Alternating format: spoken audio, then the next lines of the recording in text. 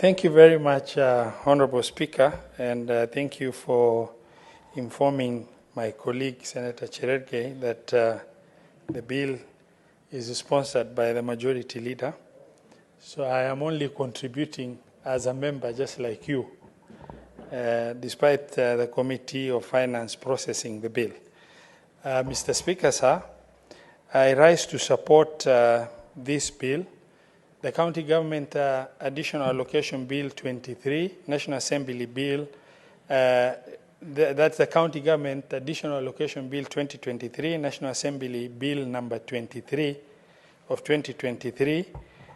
This bill allocates a whopping 56.18 billion to county governments, which is very, very important contribution in the light of a lot of resource constraints that is happening. Remember, when Division of Revenue bill was getting passed, the discussion was all about that money being too little for county governments. And as such, this 56 billion shilling will go a long way in complementing the budgets of the county governments conditionally in line with the grant providers, such as World Bank, national government, and the rest. Mr. Speaker, sir, the 56 billion in this bill comprises of additional financial allocation from the national government share of revenue amounting to 15.18 billion, and conditional allocation to the county government from court fines and mineral royalties amounting to 3.043 billion, conditional allocation from proceeds of loans and grants from development partners totaling to a whopping 3.192 billion, and national government expenditure on development.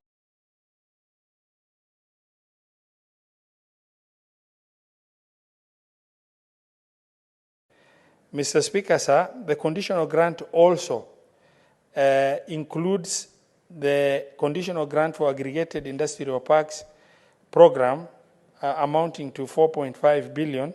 This program is planned to be undertaken in 18 counties. Initially, it was envisaged and planned for the 47 counties to benefit from this fund at the rate of about 100 million shillings per county. However, when the preliminary engagements were done between the county government and the national government, it was determined that 100 million will be too little to do any meaningful industrial park program.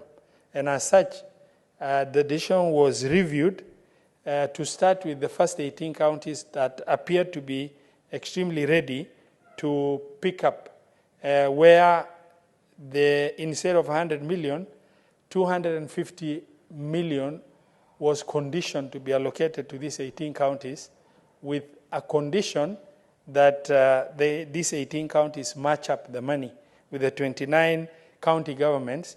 The remaining 29 county governments will be allocated similar amounts in the subsequent financial year, the coming financial year. Mr. Speaker, sir, the role of the Senate is a strengthening of devolution, protection of devolution among the legislative representation and oversight role that we undertake. This release of this 56 billion shilling to county government is a very critical function of the Senate.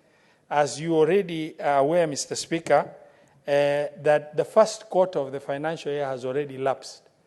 And further delay in approving this additional allocation is going to really put the utilization of the fund from the donors and the conditions that have been assigned to these funds and the National Treasury being able to release the funds in time, it's going to make it very difficult for the implementation of the fund and either lead to lack of release of funds from the National Treasury to the beneficiary county governments, or the funds being released too late for county governments to be able to absorb the funds in line with the conditions that are required. As I would like to urge our colleagues in the Senate to really prioritize the conclusion of this bill as a matter of urgency. It has already gone through the National Assembly, and it has undergone some amendment under the committee as recommended, because some funds that were left out have been included, which means the bill will have to go for negotiation between the National Assembly and the Senate, delaying the process even further.